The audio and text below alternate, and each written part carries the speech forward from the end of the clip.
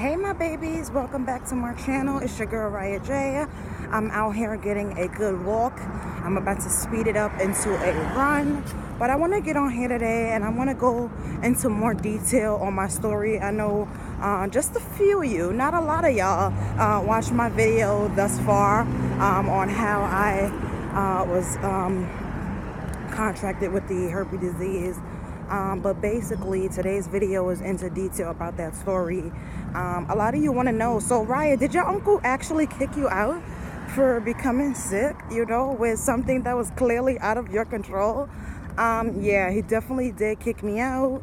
I don't remember when exactly the sequence of events is for this time of the story, but I remember him saying like, do you know who did this to you? And I was like, yeah, it was my boyfriend. And he was like, well, we need to go to his house. So I remember he was with his friend Pee-wee, and it was him and Pee-wee, and it was me. And I'm not sure if my cousin Kayla was in the car too. And again, I don't remember if this happened directly after he was on our way to drop me off to Coney Island, or this was after the fact when I was feeling better and he was going to bring me all my stuff from his house. So I'm not really sure. I was so young. I mean, I'm glad that I remember the actual story, because who doesn't remember the actual when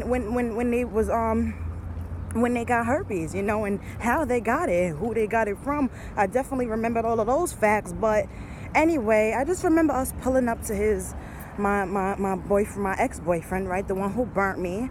I remember pulling up to his house. He lived right across the street from the high school, and I just remember us pulling up, and my uncle and his friend Pee-wee jumped out the car, and it was like, yo, I want to talk to you, you know, this is my niece in the car, Mariah, and do you know that your son burnt my niece?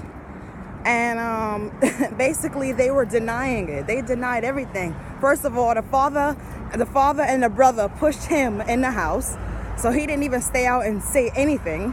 He didn't say anything.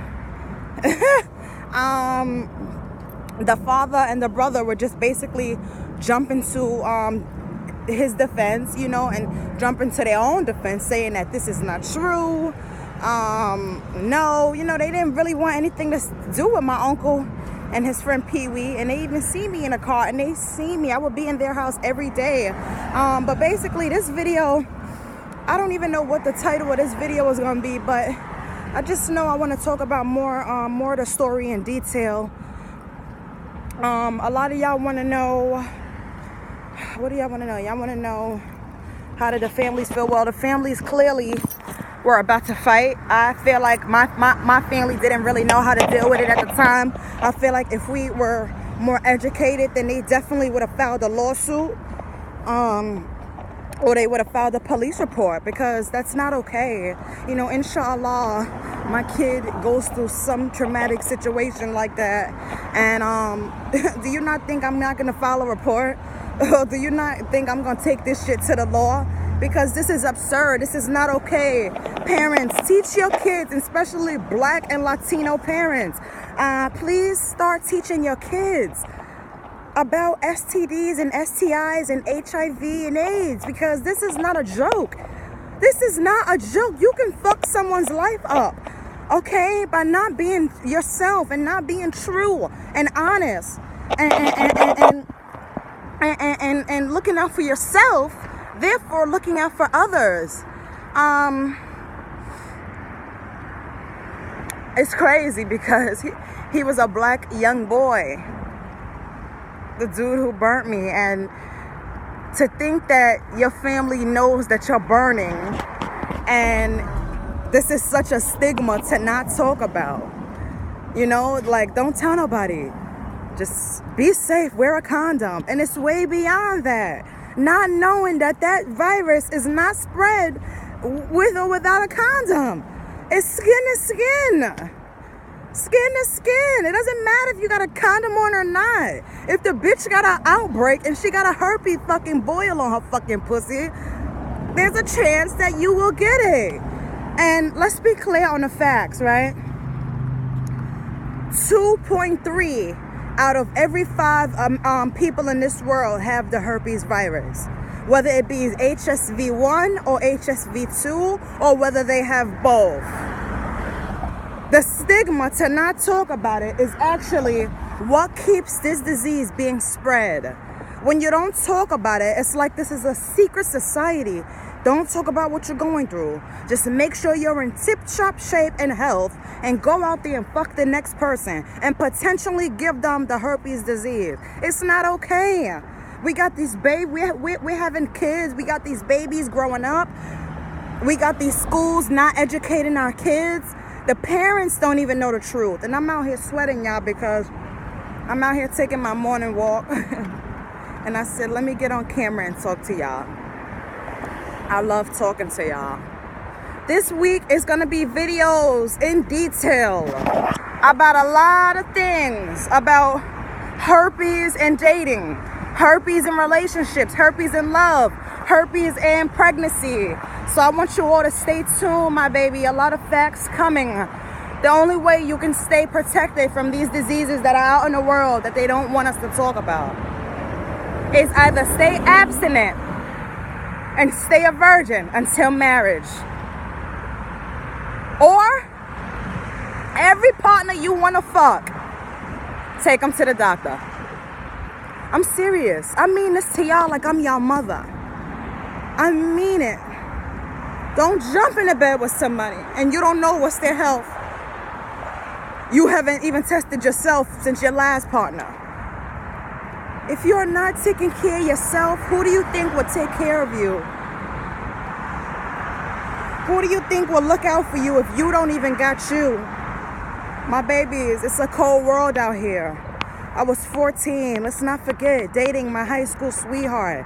And he didn't have one audacity to look at me. Now, no matter what we talked about everything, college, babies, and all this shit. You know how the beginning is of a relationship.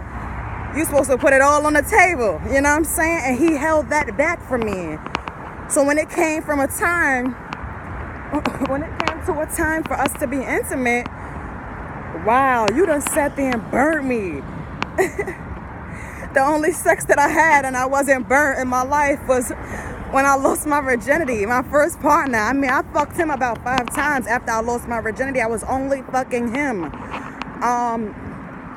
But yeah, then I became burnt, you know, so I have to put my mind from the subconscious mind to the conscious mind. And the conscious mind is, okay, bitch, you got this fucking disease and you have to take care of yourself. Take care of yourself. Take care of yourself. And as you take care of yourself, you are helping others. Because you're not putting yourself out there like that. I want to give y'all 2 different scenarios, right? So y'all can say, bitch, where you going with this video? Listen, y'all know I don't leave y'all hanging. So just listen up. Let me show y'all my outfit of the day. This is my little outfit of the day. I'm out here, y'all. Don't sleep. Your girl been looking good. Your girl been it. And she's going to continue on that. RiahjaysReality. You already know. If you haven't already, like, comment, and subscribe. Yes, I want to give y'all 2 scenarios of how when I was younger. This was definitely when I was probably 15 and 16. You know, I was on a real honest path. I was on a real honest path. I was telling every person that wanted to date me. You know, they wanted to take me out. They wanted to wine and dine me. They wanted to even fuck me too. And guess what? I would tell them while we were on our first or second date, I would tell them I have herpes. And this one particular situation, I told him, and he damn near kicked me out his house. Dead ass. He kicked me out his house. It's like, bitch, what? You gotta go. So, you know, I left and I didn't speak to him ever again. There's going to be people that you're going to open up to because you're going to feel like, okay, it's time. I don't want to get intimate with them. You know, they want to get intimate with me and they're just willing to throw their whole life away because they just want to jump into bed with me, right? Because they think I look good. But I want to actually open myself up more to you. And then you think let me be honest with this person, which is it's the right thing to do. Be honest so you know somebody's intentions. and you find out that they don't want to deal with you anymore because you just disclosed to them, hey, I have herpes. And clearly they don't want to get it, or whatever the situation is. You're going to have situations like that. You're also going to have situations where, who can I use for this beautiful demonstration? Let me use one of my exes. Let's call him Bob. Me and my ex dated for a little over a year, maybe a year, a little over a year.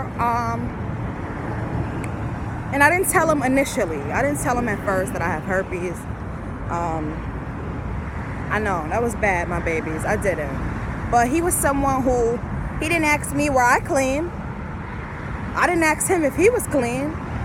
And he wanted to fuck with me. Now this is somebody who been chasing me down since I've been young. And I became of age, so I said, you know what, let me see what this person has to offer. And I'll never forget, you know, one day I was babysitting at my cousin's house, and I put all the kids to sleep. And, you know, I invited him over. So he told me this whole time, he'd been telling me, like, you know, he wanted to eat my pussy and things like that. Now, no, I was not going through an outbreak. I did not have any warts or any herpes signs or symptoms going on. Of course, people cannot have symptoms and they can still spread the disease. That is facts. So I let him eat my pussy, right? So after he came up, he was like, damn, I want to fuck. You know, he wanted to fuck. So I'm sitting there, I got my legs open. And can you believe that he stuck his dick in my pussy? No condom. Because